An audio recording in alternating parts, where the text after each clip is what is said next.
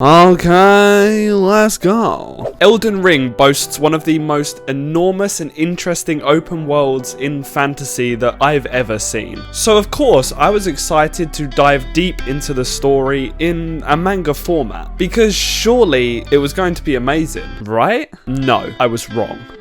Hi, recently I just caught up on Elden Ring Road to the Erdtree, and it was not what I was expecting. This manga begins with a retelling of the game's intro, discussing the shattering of the Elden Ring and the demigod's role in each taking a part of that ring. It talks about the Great War and the Tarnished who try their best to bring together the Elden Ring and become a new Elden Lord. And then we're introduced to our protagonist, stark naked, face down, and thrust swiftly into the unforgiving world of Elden Ring.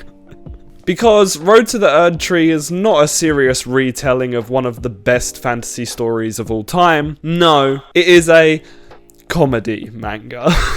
At first, I was disappointed, but as I continued reading, I realised this manga represents us as the player. We are introduced into this world succinctly and extremely quickly, and we must pick up the threads of not only how to play the game, but also the threads of the narrative as we go along. Our protagonist is not a fighter and not an adventurer, and all in all, not very smart. Road to the Erdtree is an Elden Ring manga following an Elden Ring noob. Someone who's never played the game, never been in a world like this, and is learning from the start. They have absolutely no idea what's going on, and it's perfect. The manga is extremely self-aware, but in my eyes, the reader definitely needs to have already played the game. Everything contained within the chapters is a clear parody of how the game plays out. We are introduced to the same characters, the same quest lines, the same bosses, the same areas, but they all take on a goofy vibe. Blade is obsessed with creating Rani dolls, and he's fighting anyone who decides to change these dolls. Melina has the same goal as she does in the game, but due to the genre of this manga, she's having to go about it in a completely different way because the protagonist is not very good. The manga even follows a set route from the game. It incorporates side quests and characters and areas that not everyone would have seen because they might have been optional. I did really enjoy this because it means someone that has played the game might still be getting new information and new scenes that they haven't come across before. Obviously, taking what's said with a grain of salt because this is a parody. If you are hoping for action, so far it's been pretty lackluster.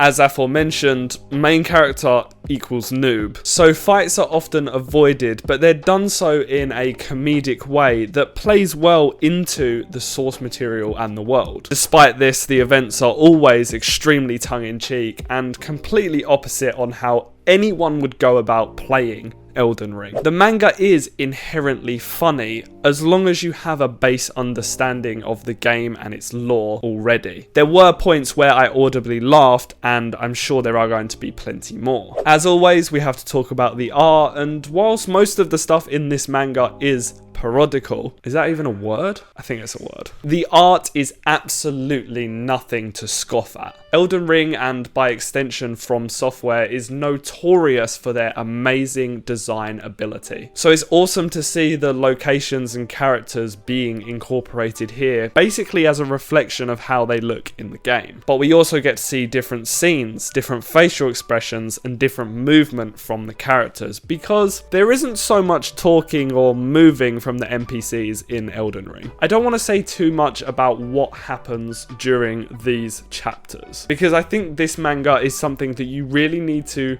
experience firsthand. But what I can say is, even though Road to the Erdtree is a parody manga, it's clearly been created as a love letter to the game. There are Easter eggs, references, and jokes linked specifically to prior knowledge of the game and the series, which isn't something any old creator could have come up with. It seems as though the studio behind this manga really wanted to make an Elden Ring story, but they couldn't make a serious one work. Or they didn't just want to retell the exact same thing as the game does. So instead, they've handcrafted a completely different story, something completely refreshing to anyone who enjoys From Software's titles. But they've sprinkled it with so much love for the game, and it is so apparent. And for that, even though this manga is completely stupid and ridiculous, I have to applaud it. And if you fancy picking it up, you can as well. It's coming out in the next couple of weeks, and you can grab a copy at one of the links down in the description to Forbidden Planet, Right Stuff, or Blackwell's. If you do pick it up from one of those links in the description, you will be supporting the channel because I get a little bit of kickback every single time something is purchased on one of those links. So if you want to get some manga and support the channel at the same time, the links are always down below. While you're down there, don't forget to like, subscribe, and hit that notification bell to be notified every single time that I upload. If you've read Road to the Erdtree, let me know what you think down in the comments. And if you haven't, I'd love to hear your favourite moment in Elden Ring. And if you haven't had enough of seeing my wonderful face, you can check out one of the videos on the left and the right of me. They're both recommended for you, so if you haven't seen them already, check them out. And if you're done for today, then I'll catch you in the next one. Thank you very much for watching, and I'll see you soon.